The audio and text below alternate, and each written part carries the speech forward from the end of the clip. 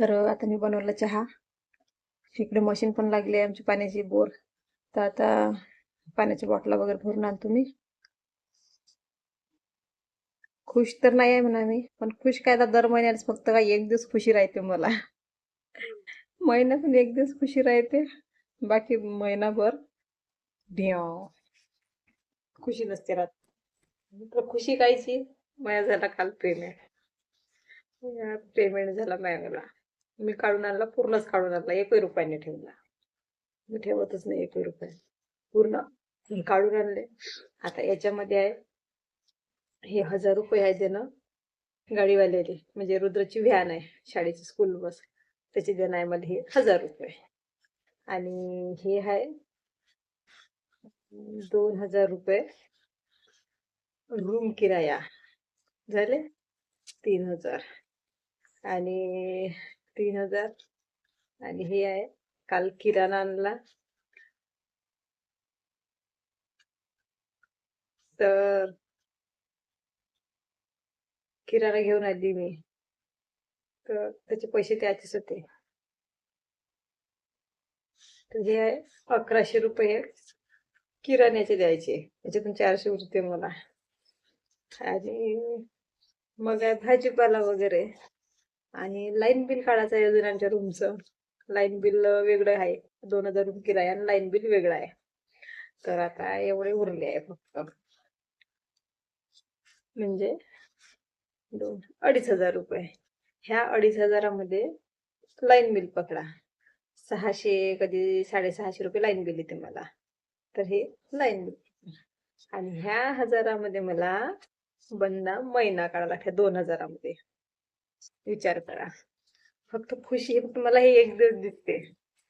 महिन्यातून पेमेंट झालं की हे एक दिवस दिसते माझ्या डोळ्यासमोर एवढे, आणि बस बंदी देण्यात चालले जाते.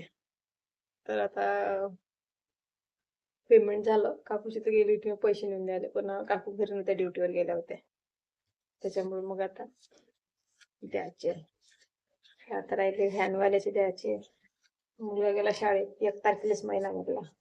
मग तो लावते नांदा की मम्मी व्हॅनचे पैसे नाही दिले, पैसे नाही दिले. तर आता आजची किती तारीख आहे, आजची आहे, मला माझ्या घरी कॅलेंडर नाही आहे, बहुतेक 7 तारीख असेल आजची. 7 तारीख आहे, आणि तर आमच्या 5लाच पेमेंट होऊन जात असते. 2 दिवस लेट झाला असं आहे. फक्त हे एक दिवस भेटते पाहायला, बघ बाकी पूर्ण चालले. राहते पण 1000-2000 रुपये राहते, मग तेवढा आपला महिना निघून जाते. पण एवढं आहे का मी कोणाजवळ हात नाही पसरत, नाही मागत मी कधी कोणाला, ना कोणत्या रिश्तेदाराले, ना कामावर कधी कोणाजवळ मोजले पैसे घेतले असं कधी मला आठवत नाही.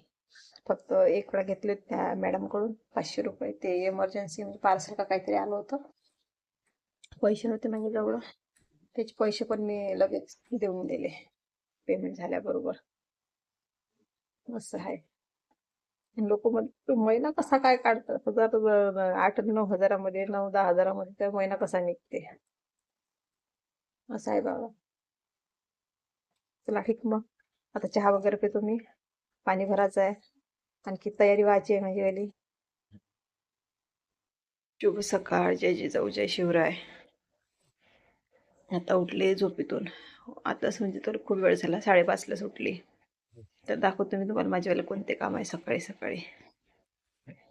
बरोबर इकडून पूर्ण हे झाडत आणलं, हे वार इकडलं साईडचं हे झाडत आणलं, पूर्ण खूप कचरा होता, इथं आणून लावला. हा कचरा ह्या टोपल्यात चालला जाते. हे एवढे आहे आता भांडे घासायचे. हा माझ्या बाबूचा टिफिन, हा वाला माझावाला टिफिन. आता हे आहे एवढे भांडे. आता हा काल आणला मी किराणा, पेमेंट झालं, काल किराणा आणला, साखर भरून ठेवली, एवढी उरली. हे कच्चा चिवडा आम्हाला खूप आवडते, मग स्वयंपाक करायचा त्रास आला का हे याच्यात मुरमुरे आहे. जास्त नाही आणला, आपला पेमेंट पाहून किराणा आणत असतो मी. ह्या मेडिमिक्स साबण आणले 2, आणि ह्या आणल्या कपड्याच्या 6 साबणं आहे कपड्याच्या. ह्या आहे भांडी घासाच्या साबणं, आणि हा आहे निरमा कपडे धुवायला. हे आहे आमची फेवरेट कस्तुरी मेथी. झालं एवढाच किराणा आणला. आणि तिकडे आणला आहे 4 किलो तेल. इथं हे काय कॅन भरून ठेवले, इथं ठेवले आणून तिले. 4 किलो तेल घेऊन आले. आणि आता इकडे आहे मी कणिक भिजून ठेवली. आता सकाळीच आता पोळ्या बनवा लागते, तोपर्यंत मुरते ते. इकडे बनवली शेपूची भाजी. आता तुम्ही म्हणाल हे कढई काऊन अशी आहे. आता राहते कधी कधी हे यूट्यूबवर येते ना मग बोलणारे की बा स्वतः चांगली राहते आणि मग कढई काऊन अशी आहे. त्या कढईची कहाणी खूप मोठी आहे. दिवाळीच्या 2 दिवसाआधी तळण वगैरे काढलं, सर्व शंकरपाळे वगैरे असं चिवडा वगैरे हे ते सर्व बनवलं होतं. आणि गॅस काही मी बंद केला नव्हता. गॅस बंद केला आणि मला असं वाटलं की मी गॅस बंद केला आहे. गॅस तो चालूच होता. आणि गॅस तो चालूच होता, तो माझं लक्षच नाही राहिलं. त्याच्यावर मी ताट ठेवून दिलं झाकण. मग मस्त टी व्ही पाहत बसले चांगली अर्धा तास. तर ते तेल म्हणजे मी गॅस तो कमी पॉवर करून ठेवला. ते तेल एवढं गरम झालं, एवढं गरम झालं ते तेल, माझं लक्षच नाही. मी मस्त टी व्ही पाहून राहिली. आणि मग गेली, धुपट दिसलं मला स्वयंपाक खोलीतनी. त्या ताटाच्या खालून त्या कढईतून धुपट निघत होतं. म्हटलं धुपट कुठून निघून राहिलं गडे म्हटलं. जाऊन पाहतो तर गॅस चालूच दिसला मला. आणि त्या कढईमधून ते कढई नव्हती दिसत, एवढं धुपट झालं होतं त्या तेलाचं. बरं झालं कसं पेटलं नाही ते तेल. तर मग मी गॅस गेली पहिले, माझ्या लक्ष नाही राहिलं पहिले गॅस बंद करायची. तर गॅस बंद नाही केली पहिले, ते त्याच्यावरचं ताट काढलं मी, धुपट निघून राहिलं म्हणून. तर ते तेल आहे ना, तेलाचा तो भडका झाला जसं ताट उचललं तसंच. तर गॅस बंद केला मी. आणि जे वर तर फारी लावलेली आहे माझ्या घरी तिकडे खेड्यावर, तर ती वरची फारी जळली. ते तालपत्री राहते ती लावलेली, ते तालपत्री जळून गेली पूर्ण. आणि कढई ती तशीच उचलून मग सांशीतनी तिकडे नेली बाथरूमच्या तिकडे. तर त्याच्यात मला काही माहीत नाही त्या आग लागल्यावर तेलाच्या याच्यावर पाणी नसे टाकत म्हणून. मी त्या तेलावर अजून अजून पाणी टाकू आणि ते अजून अजून भडका होत जाय.